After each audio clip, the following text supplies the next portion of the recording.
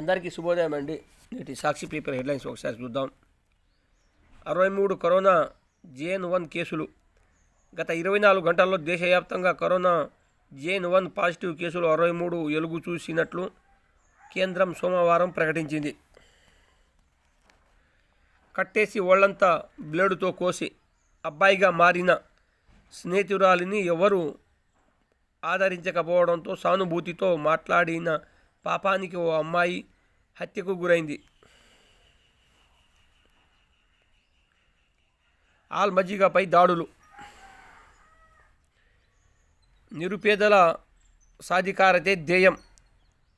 నిరుపేద అణగారిన వర్గాల సాధికారతకు తమ ప్రభుత్వం అత్యధిక ప్రాధాన్యం ఇస్తుందని ప్రధాని నరేంద్ర మోదీ చెప్పారు. నేడు ఢిల్లీకి రేవంత్ భట్టి. ముఖ్యమంత్రి రేవంత్ రెడ్డి, ఉప ముఖ్యమంత్రి మల్లు భట్టి విక్రమార్క మంగళవారం ఢిల్లీ బయలుదేరి వెళ్లనున్నారు. రాష్ట్ర పాలన పగ్గాలు చేపట్టిన తర్వాత దేశ ప్రధానిని కలిసే సాంప్రదాయంలో భాగంగా రేవంత్తో పాటు భట్టి కూడా ఢిల్లీ వెళ్లనున్నారు. చేవేళ్లపై బీఆర్ఎస్ దృష్టి. సొంత జాగా ఉన్నవారికే ఇందిరమ్మ ఇండ్ల మంజూరుపై రాష్ట్ర ప్రభుత్వం కసరత్తు. మలి విడతలో జాగా లేని వారికి ఇంటి స్థలాల పంపిణీ. అమరుల కుటుంబాలకు మాత్రం త్వరలోనే ప్లాట్ల పంపిణీ. ప్రజాపాలన కార్యక్రమంలో ఇందిరమ్మ దరఖాస్తుల స్వీకరణ. అర్హులైన పేదలను గుర్తించి పథకం కోసం ఎంపిక. ఇంటి నిర్మాణం కోసం 5 లక్షలు ఇవ్వనున్న సర్కారు.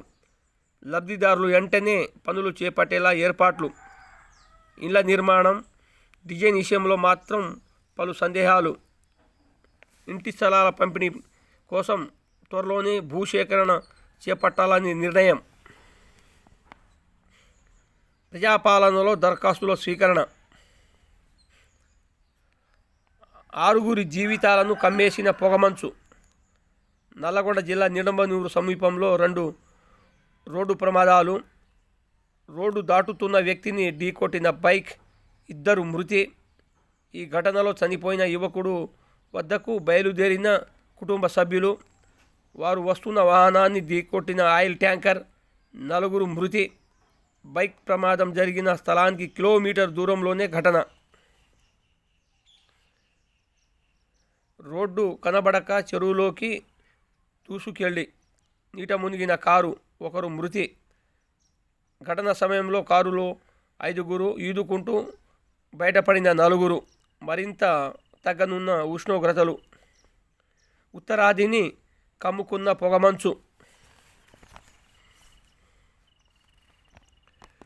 గ్రూప్ 2పై నిర్వహణ సందిగ్ధం.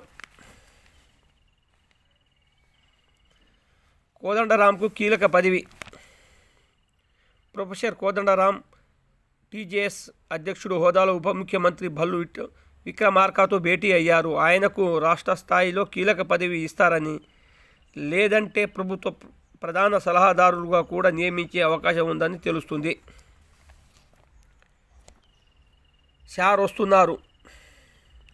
28 రాష్ట్రానికి బీజేపీ అగ్రనేత, కేంద్ర హోంమంత్రి అమిత్ షా కమలనాథులకు లోక్సభ ఎన్నికలపై దిశానిర్దేశం. పార్టీ మండల అధ్యక్షుల మొదలు నేతలందరితో భేటీ. బీజేపీ ఎమ్మెల్యేలతోనూ సమావేశం. అదే రోజు బీజేఎల్పీ నేతను ప్రకటించే అవకాశం. అవి 2 అవినీతి పత్రాలే. శ్వేతపత్రాలపై కిషన్ రెడ్డి ధ్వజం. కోవిడ్పై రాష్ట్రాలను అలర్ట్ చేశాం. అవసరమైతే కరోనా కంట్రోల్ రూమ్ ఏర్పాటు. ప్రజలు ఆందోళన చెందాల్సిన అవసరం లేదు. మళ్లీ తెరపైకి తుమ్మిడిహట్టి. వార్దా బ్యారేజ్, చెన్నూరు లిఫ్ట్లకు మంగళం. సాగునీటి ప్రాజెక్టులపై పునః సమీక్షకు కాంగ్రెస్ సర్కారు నిర్ణయం. ఎత్తిపోతల వ్యయాల తగ్గించి గ్రావిటీ ద్వారా నీరిచ్చే యోచన. ఆదిలాబాద్ జిల్లాలో ప్రాణహిత చేవేళ్ల పనుల పునరుద్ధరణ. ఉమ్మడి ఏపీలో పెండింగ్ ప్రాజెక్టులు పూర్తి చేసేందుకే ప్రాధాన్యం. మంత్రుల మేడిగడ్డ బాట. 29న మంత్రులు ఉత్తమ్ శ్రీధర్ బాబు కాళేశ్వరం ప్రాజెక్టు సందర్శన. మేడిగడ్డ వద్ద power point presentation. Pranahita Chevella Kaleshwaram ప్రాజెక్టులతో నష్టాలపైన వివరణ. జరిగిన వ్యయం, ప్రతిపాదిత ఆయకట్టు, స్థిరీకరించిన ఆయకట్టుపై విశ్లేషణ. అనంతరం మేడిగడ్డ, అన్నారం బ్యారేజీలను సందర్శించి లోపాల పరిశీలన. హైదరాబాద్ నుంచి మీడియా బృందాన్ని తీసుకెళ్లనున్న రాష్ట్ర ప్రభుత్వం. రేపే సింగిరేణి ఎన్నికలు. 2 ఏళ్లుగా వాయిదా పడుతున్న గుర్తింపు సమరం. హైకోర్టు జోక్యంతో 27న నిర్వహణ. అక్టోబర్లోనే ముగిసిన నామినేషన్ల ప్రక్రియ. 11 ఏరియాల్లో పోలింగ్ ఏర్పాట్లు. రేషన్ బియ్యం రీసైక్లింగ్ ఆగేనా? రాష్ట్రంలో పక్కదారి పడుతున్న 70% రేషన్ బియ్యం. పౌర సరఫరాల మంత్రి ఉత్తమ్ సమీక్షలో అధికారుల వెల్లడి. పక్కదారి పడుతున్న రేషన్ బియ్యాన్ని అరికట్టేందుకు ఐపీఎస్ అధికారికి పౌర సరఫరా శాఖ కమిషనర్గా పగ్గాలు. రీసైక్లింగ్కు పాల్పడితే కఠిన చర్యలు. పౌర సరఫరా శాఖ మంత్రి ఉత్తమ్ కుమార్ రెడ్డి సహా హెచ్చరిక. సమాప్తం.